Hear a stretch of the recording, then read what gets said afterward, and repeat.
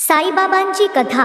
शिर्डी या छोट्याशा गावात साईबाबांची अनोखी महिमा पाहायला मिळते. एकदा तेथे एक गरीब कष्टकरी शेतकरी नावाने रामू राहत होता. त्याचे जीवन अत्यंत कठीणतेने भरलेले होते. त्याची पत्नी आणि मुलं रोजच्या अन्नासाठी संघर्ष करत होते. एके दिवशी रामूने आपल्या हताश मनाने शिर्डीला जाण्याचा निर्णय घेतला आणि साईबाबांच्या चरणी शरण जाण्याचा विचार केला. शिर्डीला पोहोचल्यावर रामूने साईबाबांच्या दर्शनासाठी द्वारकामाईमध्ये जाऊन प्रार्थना केली. त्याने आपली सगळी दुःखे आणि चिंता बाबांसमोर मांडली. साईबाबांनी त्याच्या डोळ्यातून प्रेमाने पाहिले आणि म्हटले, रामू, चिंता करू नकोस, सर्व काही ठीक होईल.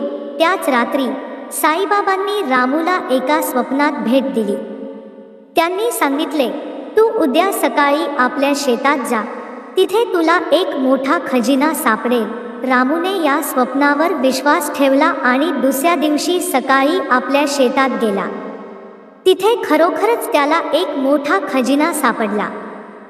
तो खजिना सोन्याच्या नाण्यांनी भरलेला होता. रामूने त्या खजिन्याचा उपयोग करून आपले जीवन सुधारले. त्याने आपल्या कुटुंबाला सुखी केले आणि आपल्या गावातील गरिबांना मदत केली. त्याने शिर्डीला परत जाऊन साईबाबांचे आभार मानले आणि त्यांचा आशीर्वाद घेतला. या घटनेमुळे रामूच्या मनात साईबाबांविषयी अपार श्रद्धा निर्माण झाली. त्याने आपले उर्वरित जीवन साईबाबांच्या सेवेत घालवले. शिर्डीत राहून रामूने प्रत्येक गरिबाला मदत केली आणि साईबाबांच्या शिकवणीचे पालन केले. साईबाबांच्या कृपेने रामूचे जीवन आनंदाने भरलेले होते. त्याच्या कथा ऐकून शिर्डीत येणाऱ्या भक्तांना साईबाबांच्या महिमेची पुन्हा एकदा जाणीव झाली आणि या कथेने सर्वांच्या हृदयात श्रद्धा आणि विश्वासाचा दीप उजळला.